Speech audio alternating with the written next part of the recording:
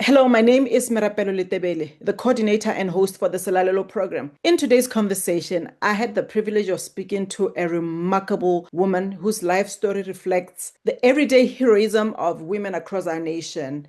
She's a teacher, a mother, a wife, an entrepreneur, and beneath all those titles lies the journey of resilience, faith, and quiet strength. Having grown up as an orphan, she understands what it means to build a life from the ground up. Her path has not been easy, yet her spirit remains unshaken. Hello, Daphne. Can you please introduce yourself? You said it all, my dear. Good morning. I'm Daphne. I'm a teacher, I'm a mother, I'm an entrepreneur, and I'm a woman. I'm a woman, like empowerment strategist who believes that women have to have equal opportunities with their counterparts. And yeah, I'm an entrepreneur. Mhm. Yeah. So you've worn all these Mm. many hats in life, and but you also started your career as an orphan. I'd like us to talk about that a little bit. And how has that shaped the woman you've become? Yeah, starting with the orphan part, I lost my mother, or that I lost both of my parents when I was doing my final high school year, Form 5. And by then, when you are a teenage, at an adolescent stage, you are confused. You don't know what you want out of life. You're still at that transitional stage. And one thing that I love to point out is that career-wise, I never even intended to be a teacher.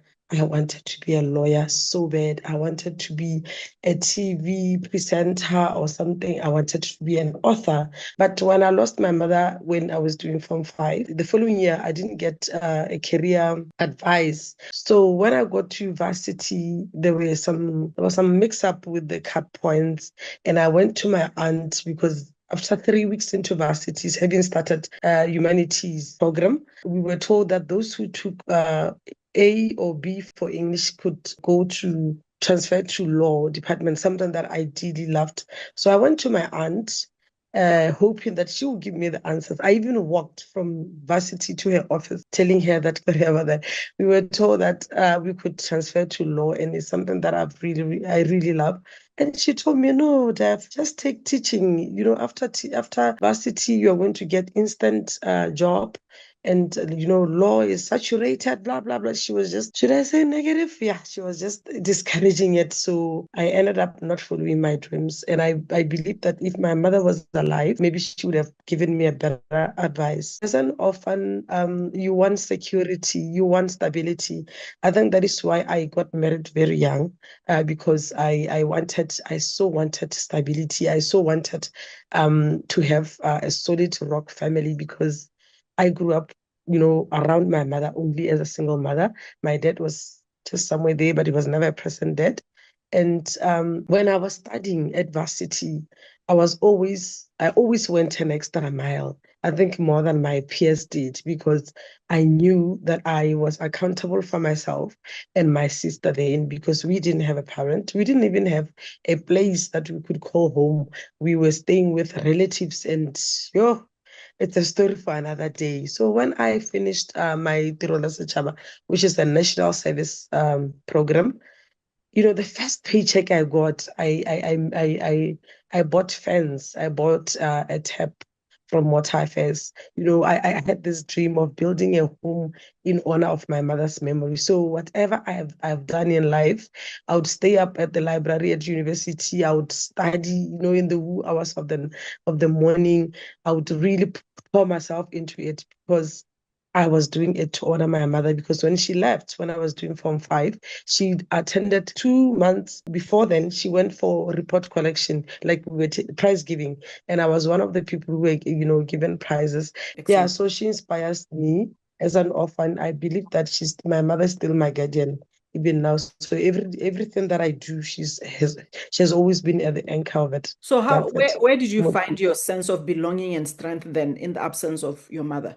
To be honest with God, my mother was one of the elders in the apostolic church that we attended. So whenever I felt at my lowest, even when I was a teenager there, or an adolescent, a young adult at university at 20 years or so, I always went to my mother's church. So there's this inner strength, and inner belief in myself, and that just won't let me give up, no matter whatever situation that I find myself in. Truly, truly inspiring. I think any other young woman or young people listening to you, can draw strength from your story. So let's move on to now womanhood and identity in Botswana. What does womanhood Yeah. mean to you beyond the titles of Mm. wife and mother? You just said it yourself that I'm wearing so many hats. So I believe that I'm not the only woman who wears so many hats. And I strongly believe that women have to find a balance. They need to find a balance so that they go about their daily duties amicably without any pressures. I believe that women, outside being mothers, outside being wives, or outside being, partners to, in their relationships, they have to believe in their dreams and they need to go after what they believe in. Because many a times I've seen women, losing themselves in their relationships. I've seen women, putting so much attention and love to their children so much that they forget that they too exist. They forgot that they had dreams that they have to realize. So my main thing that I would say to women out there is that don't forget yourself. You exist before being a mother. There was you before being a mother. There was you before marriage and before your work. So you matter, and your needs and your aspirations matter too. Mm, very powerful. And Mm, when we talked a little bit about the passing of your parents, I got goosebumps. And because through this program, I've interviewed quite a number of women in my village in Mankodi who have also mm. experienced orphanhood. And it exposed them to so much abuse. I think maybe because they were younger. So how was your situation? Did you experience abuse because your mother was gone? I'm one of the lucky ones. Mm, My mother herself was an orphan. mm, She grew up without her mother. So it means I didn't have an immediate grandmother. But my mother was surrounded by five powerful aunts. You know, when my mother went to Joburg to work as a helper for the whites back in the 80s, when I was maybe 2 years, I was taken in by her great aunt in Mochudi. So the great aunt, is my grandmother. She's my guardian angel. mm, And then when my mother passed on, she had four other aunts in my local village, Malulwane. And, they had a meeting immediately after my mother's burial where I was called, asked me where I would be comfortable in staying. And I chose Auntie Vivian. The reason why I chose Auntie Vivian was that when we were in South Africa, because I spent a lot of time with my mother there, like every time when the school closes, I would go there. So my Auntie Vivian was always around my mother. So I was so used to her. And another thing, Auntie Vivian was not married. Her husband had left her. So she would give us all the attention. And she had her kids, who are I call my aunts and my uncles, that are more like siblings to my mother. You understand? So I was so comfortable around them. But one thing that I will tell you, economy comes to play. My mother was a tailor. She was a dressmaker. That means when she passes on with her talents. Like she came back from South Africa and used the government's programs. Yeah, so she acquired some machines and she hired so many people. Like they were making clothes, very beautiful clothes and uniforms. And when she passed on, she died with her talent. Like that like there was literally nothing. The aunt was a dressmaker herself. And so we should involve the government. And we did. We involved the government services, social worker services, whereby my kid sister was given some uniforms and we were given food ratios. And let me tell you, I used to love reading novels. So I'll take a wheelbarrow and I'll take my novel and I'll go to a place where the food was being portioned. And I would just read my novel and wait for my turn, take the food and go back home. And I had the most beautiful orphanhood, if I can say. Yes, I had my struggles. I wondered why my parents would leave me at the same time. More so that my father I never knew him like personally, but they both died in the same year. It was a painful thing to happen to a child, especially more so that my mother stayed most of her life in South Africa. So when she came, I was doing standard seven. So I only stayed with her full time for 5 years. So I had some, unanswered questions. I had some Hey, the pain was was just too much. But because at university we had some counseling facilities, I would go there. And my church, the church that I used to go to, they knew her, so they would counsel me and give me support and love. For us, my uncles and aunts would bring money, they would bring food, whatever we needed, they would provide. And the emotional support was there as well. I have this other aunt, she passed on in 2020. She said to me, Daphne, if you ever feel like calling somebody mother, call me that. Auntie Joyce, may her precious soul rest in peace. So she treated me as her daughter. So whenever I wanted to, like, a mother love or a mother advice, I would tell her anything. Like, I would tell to my own mother. So, but that, Yeah. as with us, it's No, never I'm an happy. issue. I'm happy that it turned out differently for you. Mhm. Now, tell me, Def, Yeah. what do you think? Mhm. What do you find to be the most beautiful thing about being a Botswana woman? Being a Botswana woman, for starters, unlike our older generation, we have so many opportunities. We have so many opportunities to be better versions of ourselves. We work. We are, most of us now, we are financially independent. That means we can be able to provide for ourselves and go for things that we need in life without, societal pressures. Being a Motswana woman means that we have equal opportunities as our male counterparts, as we see even in the government, in the parliament, we have women ministers and women members of parliament. All this, leadership roles, we have women there. And at my workplace as a teacher, most of the people that are actually teachers are women. Can you believe it? And it's women, women are taking their role, their space, and I'm so proud of that because I'm a woman empowerment strategist, and I really love it when women rise and do things for themselves. So Hmm. so far so good. I just wish that women would support others, especially during on this political arenas. I wish that people would vote for more women.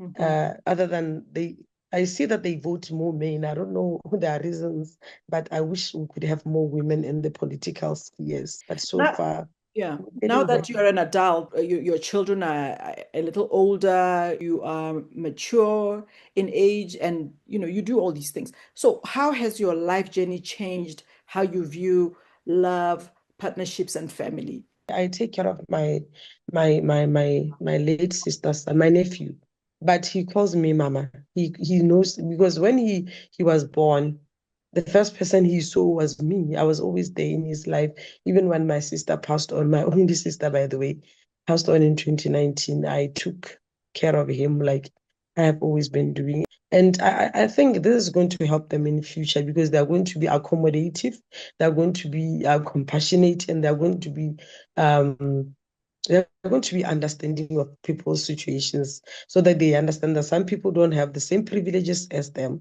And my children, I'm always honest with them. Whatever situation we have here at home, whether it's financial problems, whether it's whatever situation, we always sit them down and tell them the honest truth so that we don't lie to them. You know, we don't pretend to be something that we are not. So yeah, they're my best friends and they tell me everything. Now, as an educator, what do you see as the biggest challenge facing Botswana's youth today? First thing, Shana, it's entitlement.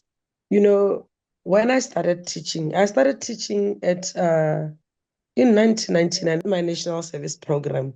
That's when I started knowing what teaching is all about.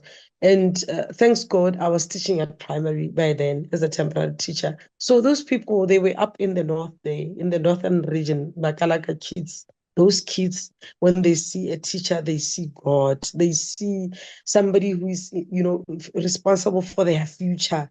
They worship you. The parents, they worship you. They can even bring you presents at work, like live chickens and the traditional food. They will just bring it as Oh, that is presents, so nice, though. and they Yeah. Yeah, and the children, they look at you with those bright eyes, and some of them, remember, they don't even know your language. Like it's Setswana, Setswana is their second language, and now you have to teach them in English, which is their third medium, instruction. But the way they look at you, I was Mamolefe, and they will say, if I want to be a doctor, what do you think I should do? At standard three, they already have this vision of where they want to see themselves in future. Mm. And then I also happened to be a temporary teacher for 3.5 years, still at Bukalaka. Same experience, beautiful experience. But let me tell you, the southern kids, of the southern part of Botswana children, oh my God, it's a total different atmosphere altogether. I've been teaching in the southern part, especially our Katling, because I'm a Makatla. I wanted to start with my own, my own people, but they are so entitled. Our today's kids don't have the edge. They don't have the, I don't know what to call it, the oomph. They are just relaxed. It's like you owe them. It's like they are doing you a favor just to attend your class. It's like they are making you a huge favor. You would follow them up. They don't write. They are just there. When you ask them, okay, let's put books aside and syllabi aside. Let's have a chat. Do you have dreams? What do you want to be when you grow up? They will tell you, no, we are going to trade. There's forex, there's betway. And I'll ask them, those things need a proper mindset. They need strategy. So don't you think that education is important? No, we are fine. So if you ask them what they want to be, like their career choices and their future, They're thinking aspirations, about most of bet, them, like mm, gambling.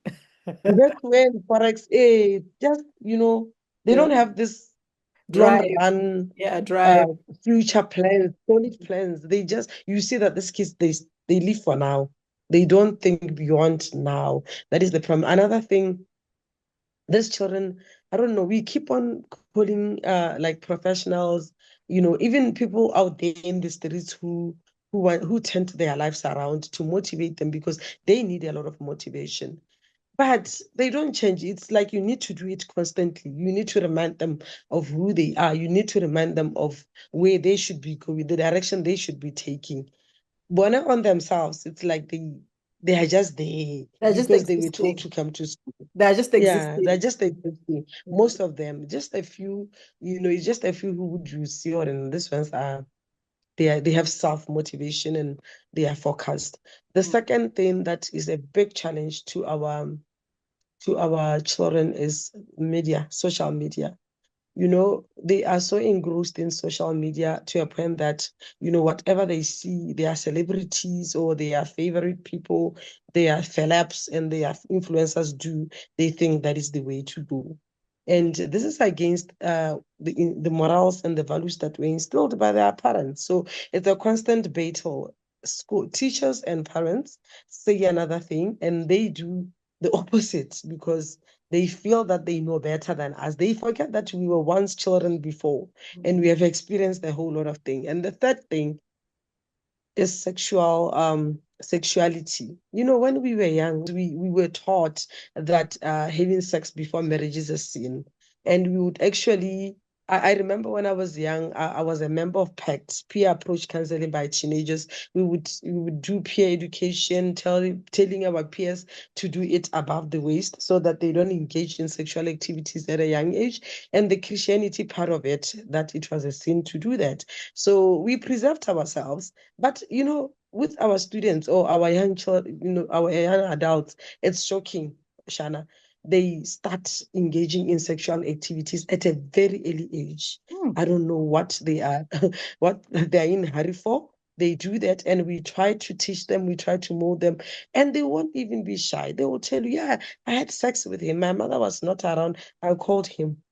Mm. And even these defilement cases, let me tell you, there is a lot of defilement happening, in the background. But I know that some people would blame, the parents, saying that maybe the perpetrators are, buying them food and stuff. But I've seen cases whereby these children themselves they enjoy it. It's not like they were forced into being defiled, which is very painful, which is very sad. They will be dating way older men because some of them are materialistic. They enjoy the benefits that come with the relationship, but they do not look at the repercussions. You know, unprotected sex can bring infections to them, and a whole lot of things. You skip a step of being a child. They don't let themselves be a child and enjoy.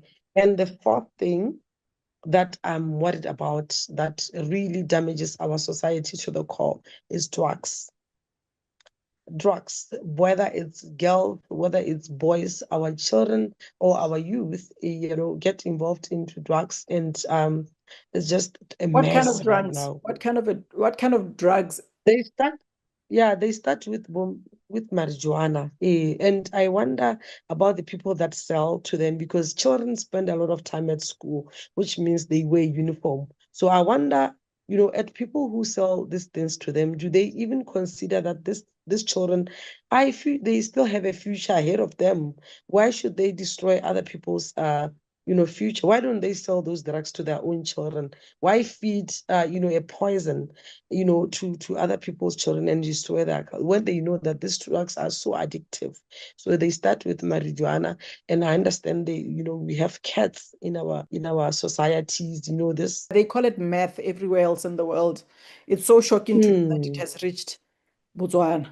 mm. Yeah. Yeah, it's so shocking. I What know do you we live think? in a global world Do now. okay, Mm. is there hope then for our children?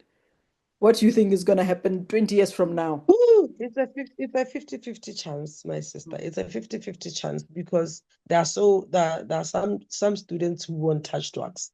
There are some who are pushed into drugs by their peers. I remember there's this lady, she's a teacher like me. Her child was so brilliant, and he went out with his peers, at varsity, like maybe at the start of I think he was at first year or so. So he went with his peers, he was having his juice because he wasn't taking alcohol. He just wanted to experience going out with his friends. And he left his juice unattended and went to the restroom or something. And they sparked his drink. And after that, he was never the same. He started having some medical conditions, some medical complications, but he didn't willingly take the drug on himself. So there is a hope because there are children. I can, in life, it's a 50-50 chance. There are children who are disciplined, who are focused, they know what they want. But then there is that population of people who rather run to drugs than face up their issues. Mm. Especially right now, we see a lot of graduates, unemployed graduates, and it's a very sad story. So many students, so many youth out there are unemployed. And I don't know if they use drugs as a comfort or a pastime thing or what. And where do they get the money, to invest in drugs? Because the same money that they are spending in drugs, they should be spending it to like invest in their future. Mm. So it's a very painful You thing. know, But I wish that the government can intervene. it's kind of sad because there's a spin-off program to the one that I'm doing right now called Bojali and Bohuera Reimagined. Mhm. Because, Mm, I mean, Dev, you and I are quite modern women, yet there's a little bit of the old traditional order that we got from our parents that still mm, lingers. Kuru, we are not completely modern. There's a little bit of mm, traditional still left in some of us. And we know of Bujale and we know of Bohuera. And those mm, used to be in place of today's education system where you have schools. Those who used to be the schools in the day where children were guided and they were properly initiated into the society mm, that they were going to live in. And mm, in the absence of that, I mean, one day the colonial government and the churches said these things are evil, they are backward, stop doing it, stop guiding your children. What do we have now? Who do you, as a teacher, think is the authority who informs us on how to raise our children? Who's doing it for us? mm, Because I heard you You say, actually, yeah, I heard you say government must intervene. Like how mm, government should not interfere in people's lives to that extent to show you how to raise your children. You know what I'm saying? yeah, So, yeah. yeah, I want you to maybe take 30 seconds to a minute just exploring those two things. Like, whose social values are we now embracing as Botswana? Are we doing, That is the problem. yeah. That is one of the biggest problems, Shana. You know that family setup has its own dynamics. In the olden days, when a child misbehaves or acts in some type of way, you would call the uncle. You would even involve the chief. If needs arises, you would call the chief, and they will be punished maybe or consult at the chief. But these days, our chances are very limited. Even our setups as families, we don't live the same way that we used to.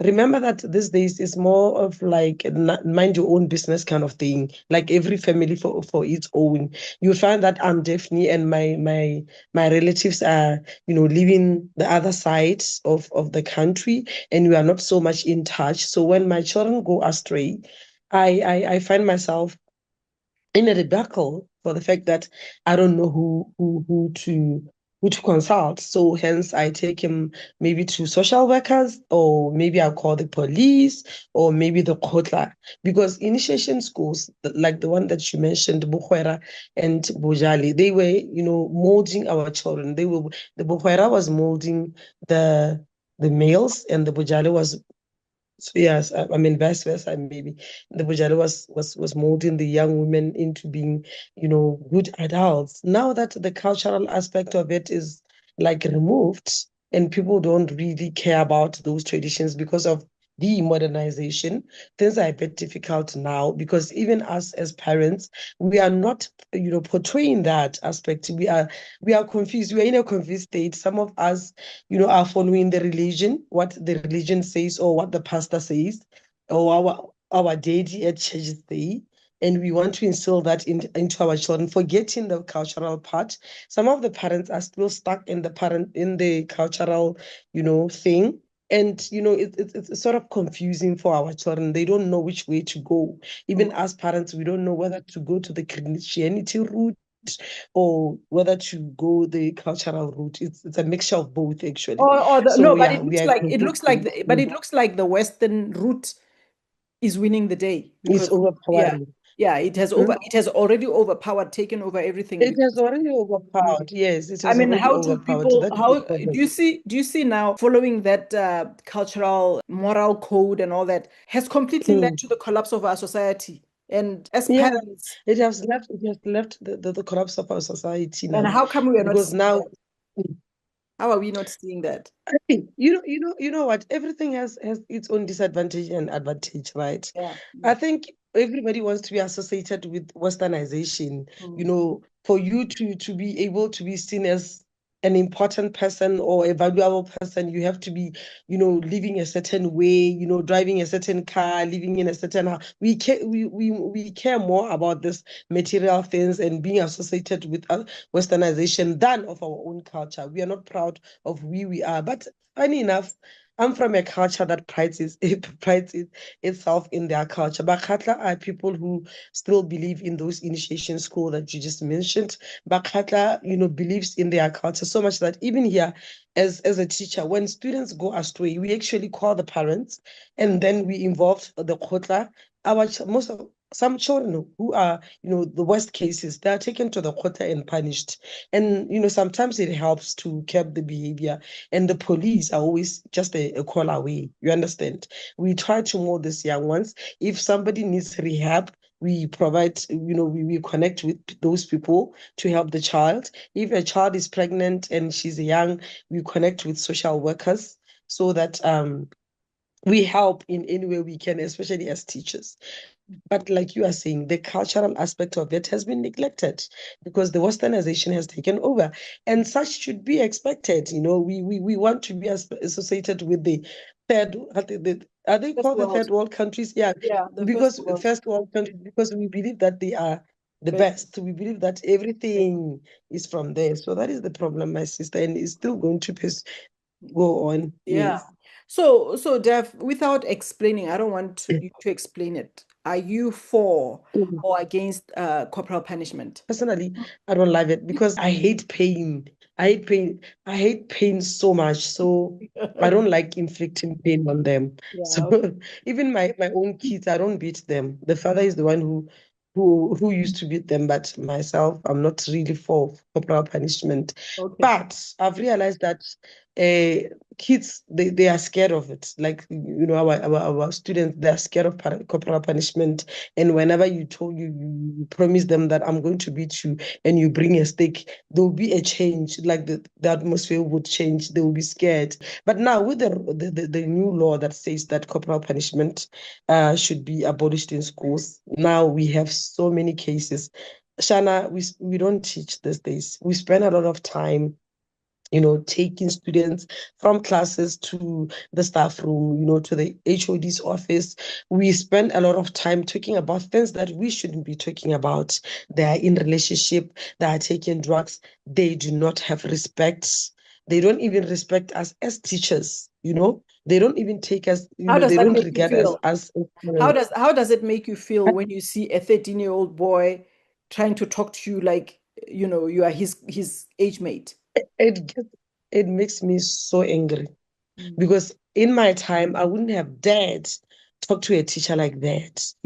And I was telling my friend that if I didn't have loans and all my kids were done with, secondary school, I would actually quit right now because my mental health comes first. You can't go to a class, Shana, and talk about the same thing over and over again. There's no change. And then these kids, they keep on, misbehaving towards you. They don't care about us.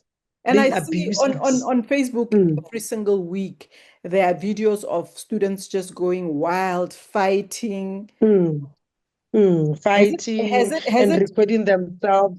yeah. Has it gotten They worse or is and it they just know about the same? it's just about the same. There's a season when it erupts. I don't know if it's mostly beginning of the year or whatever, but in my community of Bakatle, there are volunteers. There's this big-bodied muscle men who have taken it upon themselves that they go around schools and talk about bullying. And whenever they see some things like that happening, they take it onto their hands. Because the police will take their time and they'll tell you this is a minor. They don't beat them up, but they show them this is wrong. They discipline them. I don't know what they do, but it has helped kept the situation a bit. But there's a time when it erupts. For starters, Shana, phones are not allowed in schools. And sometimes we do spot checks, like random searches, where you'll be shocked what we find. We find the knives, we find sharp objects, we find phones, we find this, electrical gadgets, like headphones and all that. But they know those things are not allowed in schools, but they carry them anyway. So we do random spot checks and then we call parents. We confiscate phones and we tell parents What because there's a happens police what officer there. happens to kids who do that? Is there any You action confess, taken? yeah, yeah, you confiscate things and you call their parents. Or some of, like in the past they used to be beaten, but now that corporal punishment is prohibited, ah, it's all shouting, it's all, What's going to you happen? know, So you teachers are not fearful. They're not threatening you in any way. Good, we are if you know that we students are carry, threatened. yeah, carry knives, does that bother you? It means Shana, you should not provoke them. You should not find yourself in a position whereby you would have a, what can I say, Confrontation. screaming match with them, Yeah. or a confrontation. Kore, just go to class and teach. And when a child misbehaves, you know what I do? I Mm. tell them to kindly wait outside so that I don't disadvantage those who are willing to learn with one student or two students. I tell them kindly go outside and just sit under the tree. And most of the time, when you are busy teaching, they move from where you told them to sit and they go around the school or they go to the toilet. They just become nonsense because they want your attention, but in a negative way. So after class, I will take them to the staff room and tell my immediate supervisor that I threw these boys off because they were disturbing the class. And it is What is the same people all over and over again. They what get what is suspended. mhm. Mm, What is yeah. what is the prescribed course of action in terms of discipline when a student is disrupting class? What happens? How are you supposed to handle it as a teacher? Is that the way you're just supposed to throw them out of your class? Remember that every child has the right to education, Mm. no matter the circumstances. The reason why we put them outside, we are putting them like near the class so where they can still get in get To what listen. can I say? To listen. They can still listen to you outside. You are not just pushing them far away. You are just saying, okay, you are misbehaving, or you can make them, punish them in a way, maybe, I don't know, some punishment methods that you can use, but other than beating them up, because you are not supposed to beat them up. That is the problem. Mm. And some of the students, when you try to, like in the past, when we used to administer corporal punishment, they would actually want to fight you back. So no, we are not safe, Shana. There's a teacher who died in my in one of the schools in Khatling. I don't know what happened during the lesson. She went home. She was staying in the teacher's quarters, and then in the evening, around 5 or 6, the same student from the class came to her house, and she didn't close the door. He came in to the lady and said, I want 20 pil, I want money. And then the woman said, I don't have money with me. Why do you want money and why are you so aggressive? And he took a knife and he stabbed her. She Oh, died. And it might be not happening every day, but we are not safe. One is too no. many. If it can happen to one person, what about us? So you need to be. Most of the time when I teach, and I make sure that the door is close to me. So if something happens, I could just run away so that I'm the not people can laughing. help. Like seriously, I'm not laughing because what I you're saying if is I have true. to if I have to sit in a chair, I put it next to the door. Like it's that serious. So what's I'm the not scared point of then? them per What's the se, but point you then, need to be Daphney? careful. What's the point then? I mean, Mm. what's the point if your job involves that much level of safety concerns? The problem is even the government, can I mean the ministry? It's like they don't know. They always talk about child welfare. It's like we don't exist. We don't have rights as well as teachers and as human beings. They always talk about child welfare.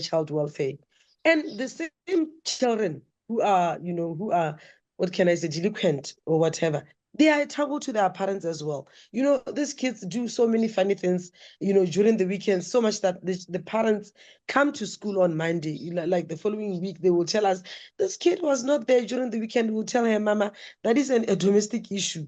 Can you solve it with your uncles or your quota or your police? You see now, they want teachers to carry the burden of whatever happens at home. I'm going to tell your teacher. I'm going to tell your teacher. What about them? What are they doing? What are they doing as, measures to instill discipline and all that? So now I want to quit, Shana. Like The, ab- honestly, I want to quit. the abolition of corporal punishment, was it the parents' idea or was it a government thing? What do you think? It's the government thing. Mm. Parents, when they come, like 2 weeks back, we had a report collection. Mm. Most of the parents, they will tell you. I know that schools, there's a law that they shouldn't be, corporally punished, but my kid, you should beat him. You should beat my girl. They will tell you that. But some parents, you beat a child and they have a small Scratch. wound. They Mm. will they will throw it out of proportion. And these are the parents who make things worse because they will take the children to their private doctor, fabricate and take them to the x-ray, make it, blow it out of proportion, make it sound as if it's a very big thing, like you almost killed a child. And guess what? Because they know that there's an open door policy, they would go to the region and they will tell the director or whoever they find there that Miss So and so at a certain school, she's brutal to my child. And there's nothing like that. You know what? Let me tell you, Shana, if there's something that I've learned from teachers are the most passionate people. They are counselors, they are parents. There is so much that teachers are doing that even the government doesn't know. When we identify that a child's shoes are, they are torn or they're worn, we buy shoes for our students. There's a guidance and counseling unit. We buy socks, we donate sanitary pads even before the government started, you know, there's this with the new government, there's that provision of sanitary pads, but they run out. Teachers do so much, my sister. There are instances whereby children have social problems at their home, like maybe they are abused sexually by their step dad or uncles or whatever. A teacher steps in and say, "Can I stay with this child?" at my own house, at my own expenses until they finish Form 3. Maybe they're just about to write, and then they can ask. They do that. They ask the parents or the guardian, please, with the consultation of a social worker. I don't mind even if social services come here and check if I'm treating the child right. Can I stay with this child? And teachers are mothers, whether they have their own children or not. They are mothers, but the disrespect we get, my sister, and our children are so angry. The students that we teach, they are so aggressive. They can just fight in front of you, not disregarding that you are there, you are present, and you be in the middle of the fight. What if now they fight you? You understand? You can't even So stop hey, them. we are in trouble. Yeah, no, ish. I Ah, we are know in trouble. what you're saying. Mm, And this has been going on even during my own time. I knew mm, teachers who took in students to help them. It's actually heartbreaking to learn that nothing has. mm, I've been out of formal education over 30 years, but it's sad to hear that it's still mm. happening. But anyway, It's still happening. yeah, Mm, now, no, let's change gears a little bit to talk about your entrepreneurial journey. And I'm mm. just interested in knowing how you balance your teaching career and business commitments without, burning out, girl. How do you do it? Yeah. Yes, for starters, the reason why I'm an entrepreneur is that my salary is not enough. Mm, I've been working for the teaching fraternity for the past 20 years. I've never been promoted once, Shana. My salary, I would say, yes, I've performed like many others like me, but I've never been, the system won't just allow us to have that, smooth progression. mm, Yeah, people retire late. They retired 60 or 65, if I'm not mistaken. And we are there, we are just teachers, we don't even have portfolio. And you have to take it all in, no counseling rendered unto you, nothing. You have to, so for starters, you have to motivate yourself every single day to show up at work. And, because as a teacher, you have to be a positive, person, because you have to give, you have a lot to give, and you have a less to I think you deserve some kind of an insurance for your own safety.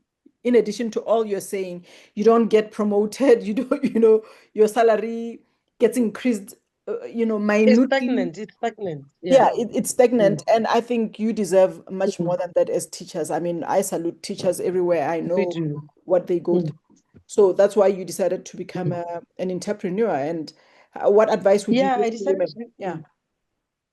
Yeah, I decided to be an entrepreneur. And unfortunately for me, I trade my hours for my day job.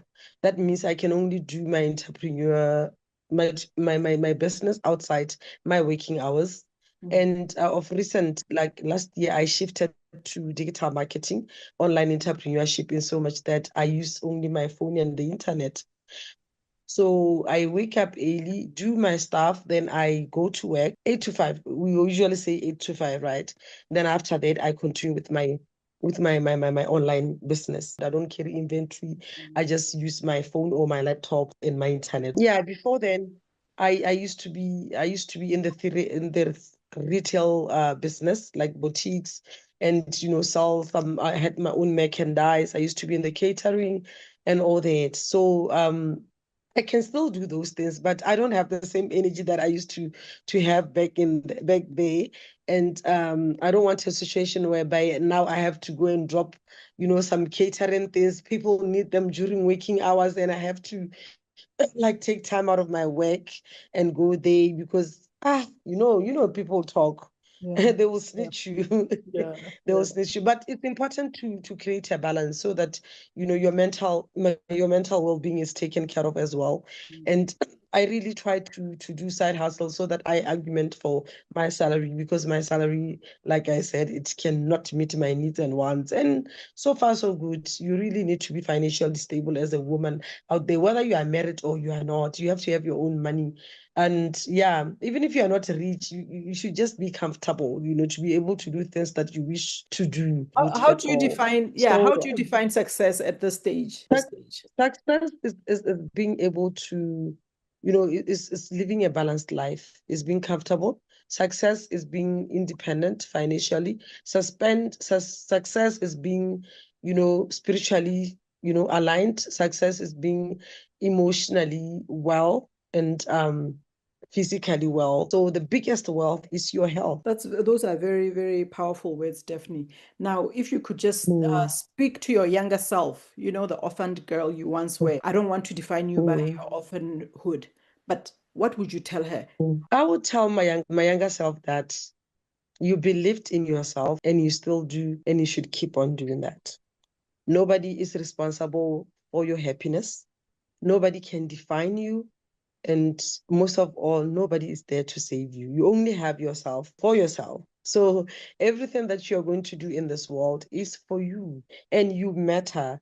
Before you dish out to others, give them the overflow. You start with yourself. Inculcate your spirit in such a way that you are self-sufficient and you are self-motivated enough. And you should know that being an orphan means that you only have God by your side, and you should do what God says you should do, so that you give unto others. You give unto others the same love that you yearn for. I love children, Shana. I love children, and whenever I get a chance, I make an impact. If I'm in a class and I find that, a child is an orphan, I love them even extra because I know they need it. I take care of my sister's son, who doesn't feel like he's an orphan, because the love that I give to him, I do even extra more than I do for my own children. And I believe that we should be in a society whereby we should take care of the children, because a damaged kid will hurt others in future. So we should always provide that healthy environment for them, so Mm. that they don't hurt us as they grow, because hurt people hurt others actually. Yeah, very true, Daphne. Mm. And Yeah. the words, the way they're rolling out of your tongue, girl, I mean, I'm feeling like, why can't we have a million Daphnes in a population of 2.6 million? If there were 1 million people who had your attitude and spoke the way you speak and took the actions you took, I think Botswana would be a much, much better place. But finally, if you could Mm. indulge me, what message would you like to share with, Botswana women about courage, faith, and hope? Mhm. Whew. Botswana women, they should know that it's time we stop throwing pity parties, for starters, because we all have things that we are struggling with. If I was to sit in a room full of women and I would ask them, what are you struggling with daily? We would come up with different things, meaning that as much as we are dealing with those things, we all have our crosses to bear. We should learn to be there for each other in a way that we are our sisters' keepers. You know what? I feel re-energized, and it's like you just woke up something in my spirit as well, listening to how you express yourself and your journey in life. Thank you so very much for talking to me, Daphne. I hope that we will have another conversation at a later time. Thank you very much and goodbye. Thank you so much.